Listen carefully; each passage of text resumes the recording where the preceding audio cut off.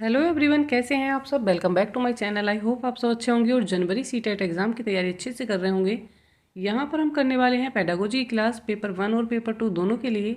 अगर आपने अब तक क्लासेस नहीं देखी हैं और चैनल पर नए हैं तो चैनल को सब्सक्राइब कीजिए और प्ले लिस्ट में जाकर वीडियो को देख लीजिए। क्लासेज आपके लिए हेल्पफुल रहने वाली हैं। आज के जो हमारे पॉइंट हैं क्या हैं, NCF 2005 की बात हम करेंगे, NEP 2020 की बात करेंगे, साथ ही इन दोनों से संबंधित जो टैग वर्ड हैं उनको भी हम यहाँ पर जानेंगे जिनसे क्वेश्चन बनते हैं। यहाँ पर बच्चे को कैसे महत्व दिया जाता है, उसकी कितनी इंपॉर्टेंस है एजुकेशन में, तो वो सब चीज़ें हम यहाँ पर जानेंगे और उसको किस तरह से हमें पढ़ाना है, किस तरह से हमें बच्चे का ध्यान रखना है। तो ये सारी चीज़ें जो NEP में बात की गई है, NCF में बात की गई है, उनको ध्यान में रखकर करवाना है। चलिए यहाँ पर देख लेंगे आगे क्या है। यहाँ पर दिया है चाइल्ड सुप्रीम पावर, तो यहाँ पर हम चाइल्ड सुप्रीम पावर को भी जानेंगे। सुप्रीम पावर अर्थात जैसे सुप्रीम कोर्ट होता है, तो आप मान लीजिए कि जैसे सबसे ऊपर हो गया, भगवान जी को आप मानते हैं, तो क्या होता है, हम उनको कुछ बोल नहीं सकते, उनके बारे में कोई चेंजेस नहीं कर सकते, उनकी कोई गलती नहीं बता सकते हैं। तो वही उसी तरह से क्या होता है, बच्चे के लिए भी हम मानेंगे कि जो साइकोलॉजी है उसमें बच्चे को भगवान की तरह देखा गया है। ना तो उसको आप डांट सकते हैं, ना उसको कोई दंड दे सकते हैं, और ना ही कभी उसका तिरस्कार कर सकते हैं, ना ही बच्चों में आप प्रतिस्पर्धा वगैरह करवा सकते हैं। तो यहाँ पर बच्चे को एक सुप्रीम पावर की तरह देखना है। चलिए इसको देखते हुए कैसे हम क्वेश्चन को सॉल्व करेंगे, आ जाते हैं आज के क्वेश्चंस पर। यहाँ पर क्वेश्चन नंबर 1 में दिया है, निम्नलिखित कथन को पढ़िए, सही विकल्प का चयन कीजिए। तो यहाँ पर कथन दिया हुआ है, चलिए इसको देखते हैं। शिक्षकों को उन्हें विविध परिस्थितियों एवं विभिन्न दृष्टिकोणों से अवगत कराना चाहिए। तो यहाँ पर बात किसकी हो रही है, यहाँ पर बात हो रही है समालोचनात्मक चिंतन की, क्रिटिकल थिंकिंग की बात यहाँ पर की जा रही है। तो बच्चे को हमें क्या करना है, उन्हें सुगम माहौल देना है, सुसाध्य उनके लिए बनना है। एक क्या करना है, संसाधक के रूप में टीचर को कार्य करना है। कैसे कि बच्चों को जो है उनकी क्रिटिकल थिंकिंग को महत्व देना है, उनके दृष्टिकोणों को महत्व देना है, और टीचर को क्या करना है, विविध परिस्थितियों और विभिन्न दृष्टिकोणों से उनको अवगत कराना है, जिससे कि बच्चे जो हैं एक समस्या के अनेक समाधान को सोच सकें और उसका सही गलत जांच सकें, उनको पता चल सके कि इसके बारे में क्या क्या पॉइंट है, क्या नहीं है। आगे कारण दिया हुआ है, जब विद्यार्थी विविध मतभेदों के बीच बातचीत में संलग्न होते हैं, अर्थात बच्चे क्या कर रहे हैं, उनके विभिन्न मतभेद है और एक दूसरे से भी बात कर रहे हैं, उसमें लगे हुए हैं। तो समालोचनात्मक चिंतन और रचनात्मक चिंतन जो है मुख्य रूप से क्या होता है, ये समृद्ध होता है। ये सीखने में क्या करता है, हेल्प करता है। बच्चे जो हैं इजीली सीख पाते हैं, उनको इससे हेल्प मिलती है। बात किसकी हो रही है, यहाँ पर बात हो रही है बच्चों की एबिलिटी की हो रही है और उनकी क्रिटिकल थिंकिंग की बात हो रही है। तो बच्चे क्या करेंगे, जब एक दूसरे से विचार विमर्श करेंगे, तर्क वितर्क करेंगे, टीचर से किसी चीज़ के लिए मतभेद होगा, बच्चों में आपस में मतभेद होंगे और अपनी बातचीत में संलग्न रहेंगे, तो क्या होगा, उनकी जो कंजर्वेशन वाली क्षमताएं हैं वो यहाँ पर बढ़ जाएंगी, उनकी क्रिएटिव थिंकिंग यहाँ पर बढ़ती है। बच्चे सही गलत को खुद से बात करके समझ कर जान सकेंगे क्या चीज़ें हेल्पफुल हैं और क्या हेल्पफुल नहीं रहने वाली। तो ये चीज़ें यहाँ पर दोनों मैटर करती हैं। यहाँ पर कथन भी सही है और इसका कारण भी दिया हुआ सही है। तो चलिए राइट आंसर देख लेंगे। राइट आंसर क्या हो जाएगा, यहाँ पर राइट आंसर ऑप्शन नंबर 2 हो जाएगा। AR दोनों सही हैं और AR की सही व्याख्या भी यहाँ पर करता है। चलिए देखते हैं क्वेश्चन नंबर 2। क्वेश्चन नंबर 2 में दिया है, निम्नलिखित में से किसके द्वारा अधिगम में बाधा उत्पन्न होती है। तो अधिगम में बाधा किसके द्वारा उत्पन्न होती है, यहाँ पर हमें निगेटिव पॉइंट ढूंढना है। चलिए देख लेंगे। ऑप्शन नंबर 1 में दिया है, पहले पढ़ाए गए विषय से ज्ञान को संबद्ध करना। तो जब आपको क्लास में कोई नया टॉपिक पढ़ाना होता है, कोई चीज़ करानी होती है, तो आप क्या करते हैं, बच्चे के जो पहले पढ़े हुए ज्ञान है उसको जांच लेते हैं, उससे कुछ क्वेश्चनिंग करते हैं, कुछ पूछते हैं उनके बारे में, और तब अपने टॉपिक पर आते हैं। तो बच्चा जो है, जो आप उनको पढ़ाने वाले हैं, उसके विषय में कुछ ना कुछ ज्ञान जरूर है, उसको कुछ ना कुछ नॉलेज वह रखता है। ये पॉजिटिव पॉइंट है, इसलिए इसको आप कट करेंगे। सेकंड में देखना है, विद्यालय संस्कृति से विमुखता का भाव। तो क्या करना है, बच्चे को जो है स्कूल के कल्चर से अलग रखना है, उसे विद्यालय की जो एक्टिविटी हो रही है उसमें शामिल नहीं होना है। तो ये सब चीज़ें जो हैं ये निगेटिव पॉइंट है। तो ये पॉइंट जो है यहाँ पर करेक्ट हो जाएगा, क्योंकि हमें यहाँ पर बाधा देखनी है। तो ये बच्चे के अधिगम में क्या करेगा, बाधा का काम करेगा।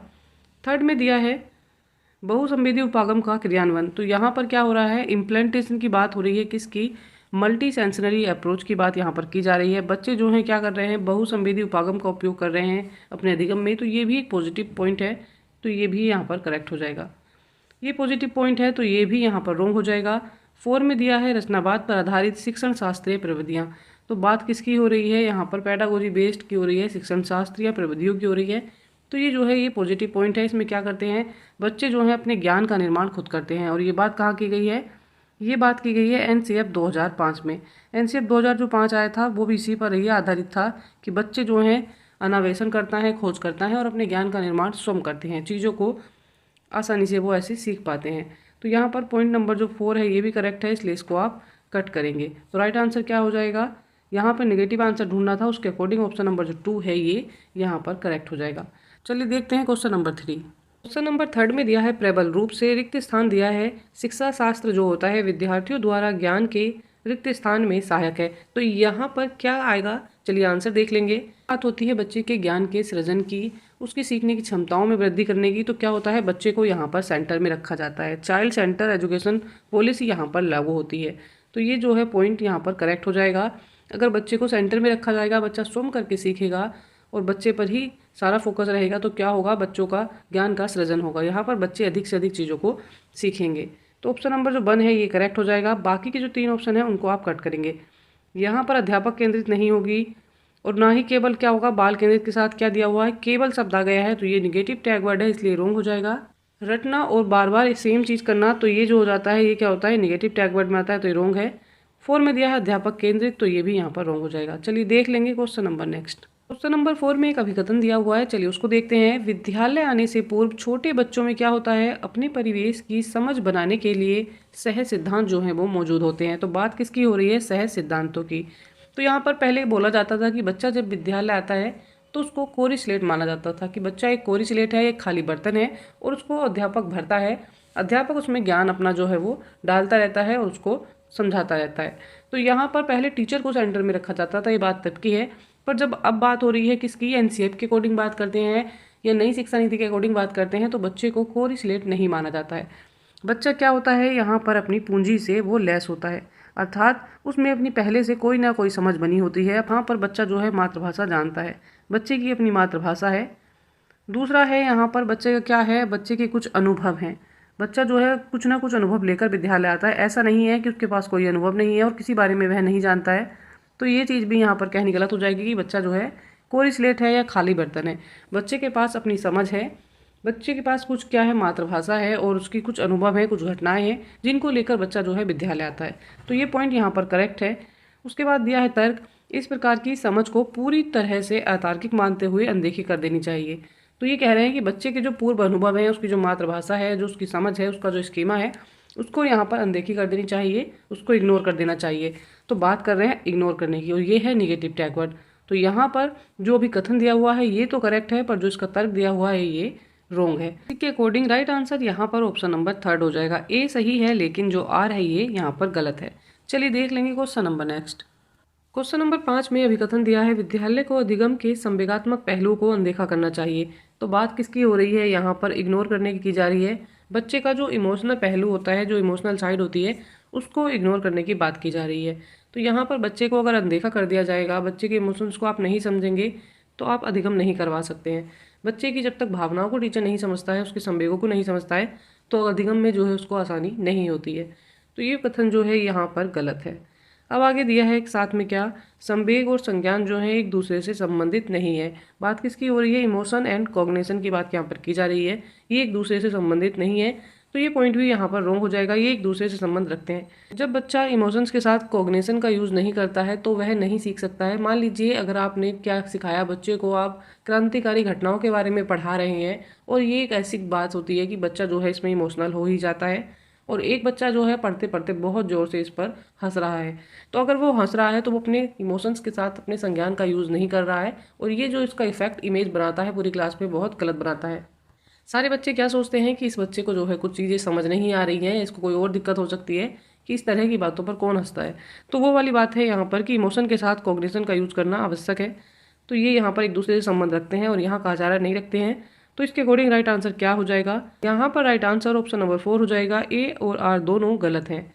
चलिए देखते हैं question number next.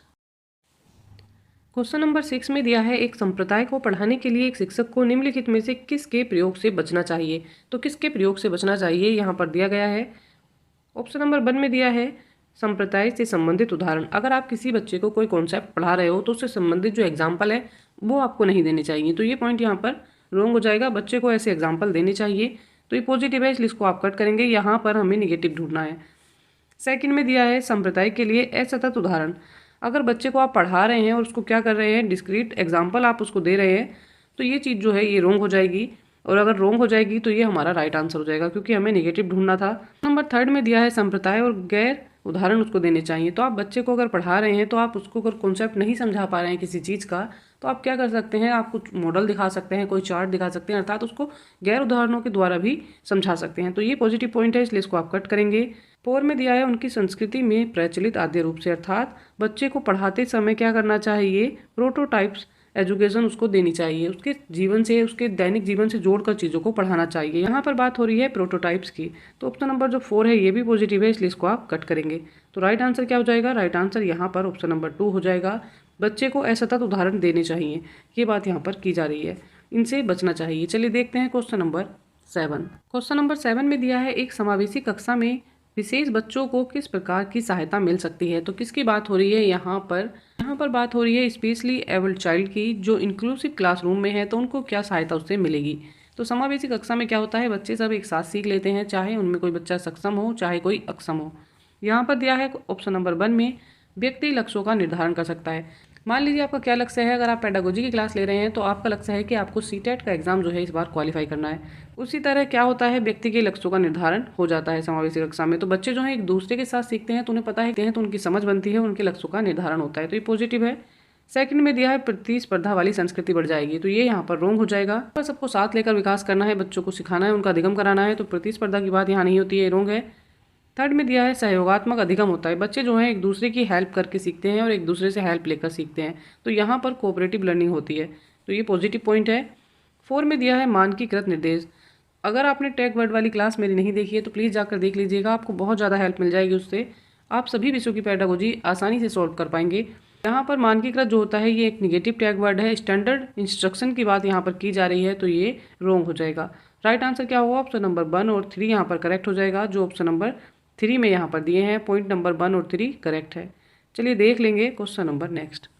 Question number 8 में यहाँ पर अभिकथन दिया है विविध सामाजिक आर्थिक पृष्ठभूमि वाले विद्यार्थियों की आवश्यकताओं को पूरा करने के लिए एक शिक्षक को मानकीकृत पाठ्यचर्या अपनानी चाहिए।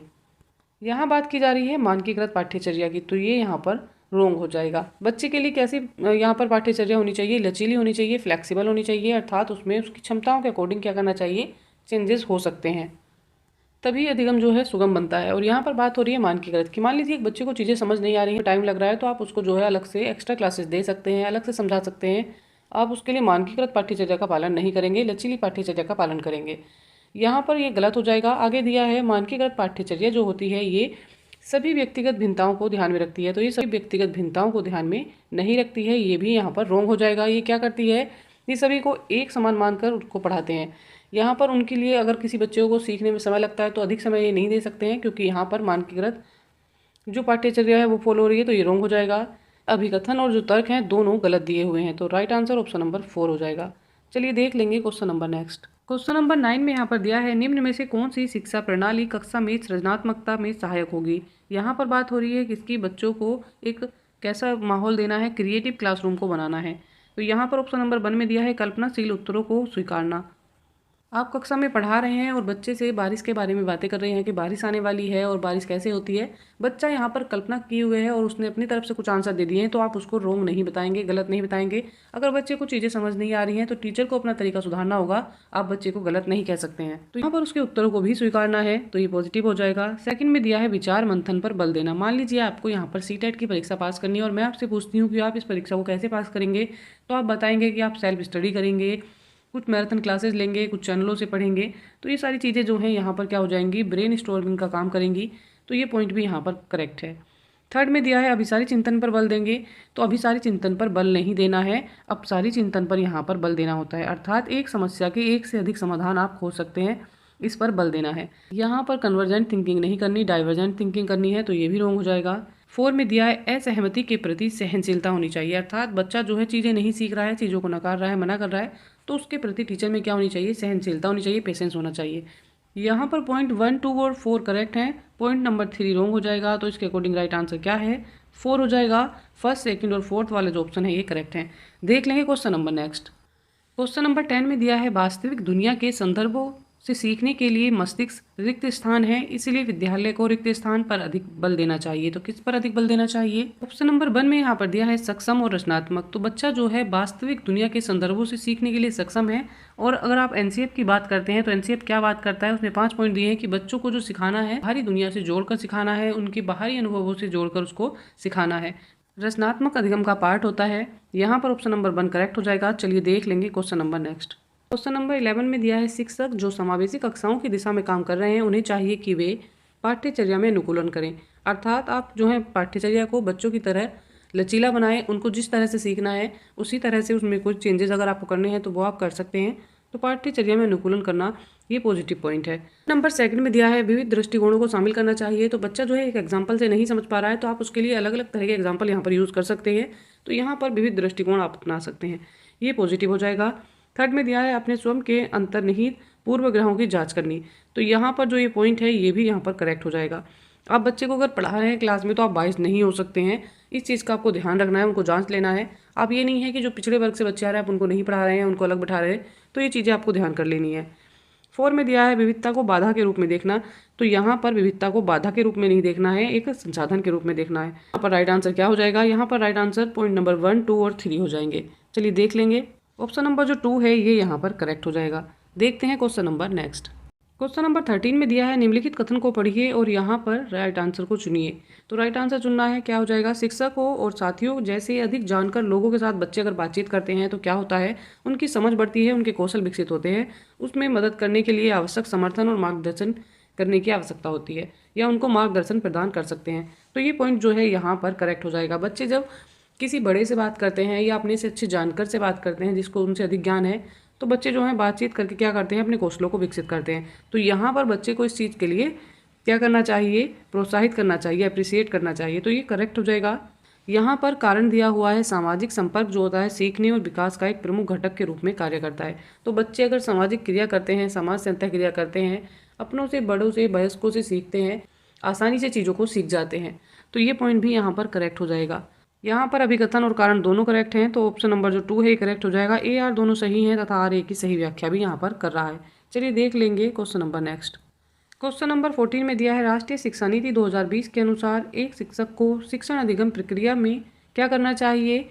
प्राइमरी स्कूल के बच्चों से संप्रेषण के लिए किस भाषा का प्रयोग करना चाहिए? यहाँ पर एनईपी की नीति क्या बात करती है? ये बात करती है कि अगर प्राइमरी लेवल के बच्चे हैं, छोटे बच्चे हैं, तो उनसे आप उनकी मातृभाषा में बात करिए, उस पर बल दीजिएगा, तभी बच्चे जो हैं आसानी से चीज़ों को समझ पाएंगे और अपने बाहरी ज्ञान से कक्षा के ज्ञान को जोड़ सकेंगे। तो चीज़ें जो हैं उनके लिए आसान हो जाएंगी। यहाँ पर राइट आंसर ऑप्शन नंबर 4 हो जाएगा। बच्चों की मातृभाषा पर बल देना चाहिए, उसी में बच्चे को सिखाना चाहिए। देख लेंगे question number next. Question number 15 में दिया है कक्षा में विभिन्न योग्यताओं वाले शिक्षार्थियों की आवश्यकताओं की पूर्ति कैसे की जा सकती है? तो कैसे की जा सकती है? ऑप्शन नंबर 1 में दिया है श्रेणीबद्ध कठिनाई के कार्य देकर। तो यहाँ बात की जा रही है क्या बच्चे अगर चीज़ों को नहीं सीख पा रहे हैं, कुछ बच्चे जो हैं चीज़ें जल्दी सीख जाते हैं और कुछ बच्चे जो हैं चीज़ों को सीखने में समय लगाते हैं। तो यहाँ पर क्या करना है, कार्य ऐसे देने चाहिए जो इंटेलिजेंट बच्चे हों तो उनके लिए थोड़े से डिफिकल्ट कार्य आप दे सकते हैं, थोड़े से टफ कार्य दे सकते हैं। और जो बच्चे कम सीखने वाले हैं तो उनको क्या दे सकते हैं, उनको आप इजी कार्य दे सकते हैं जिससे कि वो कर सके। तो यहाँ पर जो उनको टास्क दे रहे हैं वो कैसे कर रहे हैं, उनकी डिफिकल्टी के आधार पर दे रहे हैं कि बच्चों की जैसी समझ है उसी के अकॉर्डिंग उनको कार्य दिए जा रहे हैं। ये पॉइंट यहाँ पर पॉजिटिव है। सेकंड में दिया है मानकीकृत निर्देश देकर। तो मानकीकृत की बात आ गई है, निगेटिव टैग वर्ड है। यहाँ पर केवल शब्द का यूज हुआ है। थर्ड में केवल सामान्य बच्चों का ध्यान रखा जा रहा है, बाकी बच्चों का नहीं, सभी बच्चों को ध्यान में रखना है, तो इसलिए ये भी यहाँ पर रॉन्ग हो जाएगा। 4 में दिया है विभिन्न आवश्यकताओं वाले विद्यार्थियों की उपेक्षा करके। तो यहाँ पर कुछ बच्चों को जैसे मैंने बताया कि सीखने में समय लगता है या चीज़ें उनके अनुकूल नहीं है तो उनको क्या करना है, यहाँ पर इग्नोर करने की बात हो रही है, तो ये भी यहाँ पर रॉन्ग हो जाएगा। बच्चों को इग्नोर नहीं करना है। तो यहाँ पर राइट आंसर क्या है, इसके according right answer option number 1 हो जाएगा। चलिए देखते हैं question number next. Question number 16 में दिया है बच्चों का नामीकरण व उन्हें वर्गों में बांटना। तो ये क्या कार्य करता है, अर्थपूर्ण सीखने को बढ़ावा देगा व सुसाधित करेगा। तो ये रॉन्ग हो जाएगा। आपने देखा ही होगा जैसे कि पहले क्लास चलती थी, पहले टीचर होते थे तो बच्चों को क्या करते थे, वो 4-5 बच्चों को ऐसे कर लेते थे कि ये बच्चे बहुत इंटेलिजेंट हैं, ये आगे बैठेंगे और ये अच्छे बच्चे हैं पढ़ने वाले, तो यही क्लास में टॉप करेंगे, बाकी बच्चे जो हैं बेकार हैं, इनके नंबर जो हैं कम आएंगे। या उनको नाम से बुलाते थे, किसी के पेरेंट्स को अच्छी जॉब करते थे तो उनको बुलाते थे कि मास्टर साहब का बेटा आ जाएगा, ये आ जाएगा, तो उस तरह से उनको नामीकरण करते थे। यहाँ पर नामीकरण जो है सीखने की भावना को बढ़ावा नहीं देता, उल्टे बच्चों में क्या करता है, उनमें हीनता की भावना को जन्म देता है। बच्चे को क्या बोला जा रहा है कि बेवकूफ़ है, ये गधा है, ये चीज़ें नहीं सीखता है। तो बच्चा बार बार अपने लिए वो शब्द सुनता है तो उसको कैसा लगता है, उसके अंदर हीनता की भावना जन्म ले लेती है और उसमें सीखने की लाचारी आ जाती है। उसको लगता है कि मैं तो सीख ही नहीं सकता हूँ, डिमोटिवेट बच्चा हो जाता है यहाँ पर। पॉइंट नंबर 2 है, ये यहाँ पर करेक्ट हो जाएगा। थर्ड में दिया है सभी बच्चों के अधिगम को जरूरतों को पूरा करने के लिए एक सकारात्मक रणनीति है। तो ये सकारात्मक रणनीति नहीं है, बच्चों के आत्मसम्मान और प्रदर्शन पर कोई प्रभाव नहीं पड़ेगा। तो यहाँ पर ये बात कर रहे हैं क्वेश्चन में कि बच्चे का कोई आत्मसम्मान नहीं है, तो ये भी बात यहाँ पर रॉन्ग हो जाएगी। राइट आंसर ऑप्शन नंबर 2 हो जाएगा। चलिए देख लेंगे question number next. Question number 17 में बात की जा रही है, प्रभावी शिक्षक कक्षा में शिक्षण अधिगम की प्रक्रिया में अक्सर जांच वाले प्रश्न जो है शामिल करता है। इससे शिक्षक को किस प्रकार के मूल्यांकन में मदद मिलेगी। यहाँ पर अधिगम प्रक्रिया के दौरान क्या हो रहा है, जांच वाले प्रश्न शामिल किए जा रहे हैं। तो टीचर को कैसे मूल्यांकन में यहाँ पर मदद मिलेगी। ऑप्शन नंबर 1 में दिया है योगात्मक, तो सम्मेटिव आकलन यहाँ पर नहीं होगा। सम्मेटिव आकलन होता है बच्चे को आपने मान लीजिए पढ़ाया है और साल के अंत में जो परीक्षाएं ले रहे हैं, ये जो है सम्मेटिव आकलन का उदाहरण है, योगात्मक मूल्यांकन का उदाहरण है। सेकंड में दिया है यहाँ पर रचनात्मक मूल्यांकन, तो बच्चा बार बार समय प्रश्न कर रहा है, चीज़ों को पूछ रहा है, साथ साथ चीज़ों को अपनी समझता जा रहा है, तो ये होता है रचनात्मक मूल्यांकन। पढ़ाई के दौरान जो मूल्यांकन चलता है, जिसमें टीचर को पता लगता रहता है कि बच्चा कितना सीख रहा है और कितना नहीं सीख रहा है, कहाँ वह गलतियाँ कर रहा है और उनमें सुधार कर रहा है, तो ये होता है रचनात्मक मूल्यांकन का उदाहरण। इसको बोला जाता है फॉर्मेटिव असेसमेंट। थर्ड दिया है मानकीकृत मूल्यांकन, तो ये रॉन्ग हो जाएगा, निगेटिव टैग वर्ड है। 4 में भी मानक संदर्भित दिया है, तो ये भी निगेटिव टैग वर्ड है। राइट आंसर ऑप्शन नंबर 2 यहाँ पर हो जाएगा। चलिए देखते हैं क्वेश्चन नंबर नेक्स्ट। पर 18 में यहाँ पर दिया है समकालीन शिक्षा जो होती है, शिक्षा की नीतियाँ आई हैं तो वो कैसी हैं। जैसे राष्ट्रीय शिक्षा नीति 2020 आई है तो उसने क्या प्रस्ताव रखा है, कैसे बच्चों को सीखना चाहिए। ऑप्शन नंबर 1 में दिया है स्मरण आधारित, अर्थात बच्चे जो हैं रिकॉल बेस्ड याद करें, तो ये यहाँ पर रॉन्ग हो जाएगा। सेकंड में दिया है पाठ्य पुस्तक केंद्रित होनी चाहिए, तो पाठ्य पुस्तक नहीं बाल केंद्रित की बात होती है, तो यहाँ पर ये रॉन्ग हो जाएगा। यहाँ पर दिया है थर्ड में अनुभवात्मक, अर्थात बच्चा जो है एक्सपीरियंस के द्वारा सीखता है, अनुभवों के द्वारा यहाँ पर सीखता है, तो ये पॉइंट जो है ये करेक्ट हो जाएगा। 4 में दिया है परीक्षा उन्मुख, बच्चों को केवल ऐसे सिखाएं कि वो परीक्षा का ही तैयारी करें, परीक्षा पर ही अपना ध्यान फोकस रखें, तो ये भी यहाँ पर नेगेटिव पॉइंट हो जाएगा। मतलब यहाँ से बच्चों के ज्ञान के सृजन का है, उनके सीखने का है, उनकी समझ बढ़ाने का है, ना कि उन्हें इसलिए तैयार करना कि वो परीक्षा दे सकें। तो यहाँ पर राइट आंसर ऑप्शन नंबर 3 है। देखते हैं question number next. Question number 19 में यहाँ पर दिया है अर्थपूर्ण अधिगम को सुसाध्य करने के लिए एक शिक्षिका को क्या करना चाहिए। ऑप्शन नंबर 1 में दिया है छात्रों के बीच सहयोग को हतोत्साहित करना चाहिए। बच्चों में क्या करना चाहिए, उनमें सहयोग, कोऑपरेशन वाली लर्निंग हो, कोऑपरेटिव बच्चे हों एक दूसरे को लेकर, तो यहाँ पर उनको डिमोटिवेट करना चाहिए, डिस्करेज करना चाहिए, तो ये रॉन्ग हो जाएगा। छात्रों के बीच प्रतिस्पर्धा को प्रोत्साहित करना चाहिए, तो कंपटीशन बढ़ाना, ये भी यहाँ पर रॉन्ग हो जाएगा। थर्ड में दिया है विषय वस्तु को रटने पर बढ़ावा देना चाहिए, तो ये भी रॉन्ग हो जाएगा। यहाँ पर आपने अगर निगेटिव टैग वर्ड की क्लास नहीं देखी है तो देख लीजिएगा, उससे आपको काफ़ी हेल्प मिल जाती है इस तरह के क्वेश्चन करने में। अगर आपको कुछ क्वेश्चन ऐसे हैं कि एग्जाम में नहीं आ रहे हैं और आपने क्लास देख रखी है तो आप उसके अकॉर्डिंग जो है आंसर कर सकते हैं। मोस्टली क्वेश्चन जो आते हैं अब सीटेट के एग्जाम में वो समझ बेस आते हैं, तो उसमें टैग वर्ड वाली क्लास जो है काफ़ी हेल्प करती है। 4 में दिया है संप्रदायों की समझ को महत्व देना चाहिए, बच्चों के कॉन्सेप्ट क्लियर हो, उनकी वैल्यू को उनको समझाना चाहिए, तो ये पॉइंट जो है यहाँ पर करेक्ट हो जाएगा। अर्थपूर्ण अधिगम कब होगा, जब बच्चे जो हैं अपने कॉन्सेप्ट को क्लियर कर लेंगे, चीज़ों को समझ लेंगे, तभी अधिगम हमारा जो होगा मीनिंगफुल होगा। तो मीनिंगफुल अधिगम की बात यहाँ पर की जा रही थी। पॉइंट नंबर 4 करेक्ट है। देख लेंगे question number next. Question number 20 में दिया है विद्यार्थियों को नए संप्रदाय पढ़ाते समय शिक्षक को निम्नलिखित में से किस से बचना चाहिए, तो किस से यहाँ पर बचना चाहिए। तो चलिए यहाँ पर नेगेटिव ढूंढना है। उन्हें दिए गए उदाहरणों में से सामान्य गुण खोजने के लिए कहें। सेकंड में दिया है उस संप्रदाय से संबंधित गैर उदाहरण प्रस्तुत करके। थर्ड में दिया है पहले जटिल अवधारणाओं को प्रस्तुत करके फिर सरल अवधारणा की ओर बढ़ें। तो बच्चे को अगर आप पहले ही क्या कर रहे हैं, कोई नया कॉन्सेप्ट पढ़ा रहे हैं तो पहले उसको कठिन एग्जाम्पल दे रहे हैं फिर इजी दे रहे हैं, तो बच्चा जो है इससे नहीं समझ पाएगा, ये तो रॉन्ग हो जाएगा, यहाँ पर नेगेटिव हो जाएगा। तो ये पॉइंट जो है यहाँ करेक्ट है। 4 में दिया है नई जानकारी को पिछले ज्ञान से जोड़ना, तो ये पॉजिटिव है इसलिए इसको कट करेंगे। बाकी का फर्स्ट और सेकंड पॉइंट भी पॉजिटिव है इसलिए इनको आप कट कर देंगे। राइट आंसर क्या हो जाएगा, ऑप्शन नंबर 3 हो जाएगा, क्योंकि ये नेगेटिव है। बच्चे को पहले कठिन एग्जाम्पल नहीं देने, उनको ईजी से समझाना होता है, सामान्य से विशिष्ट की ओर चलने का उदाहरण यहाँ पर आपको फॉलो करना है। चलिए इसी के साथ आज की क्लास जो है ये कंप्लीट हो जाती है। आई होप क्लास आपके लिए हेल्पफुल रहने वाली है। सीटेट की अच्छी तैयारी के लिए हमारे साथ जुड़े रहिएगा। चैनल को लाइक शेयर एंड सब्सक्राइब कीजिएगा।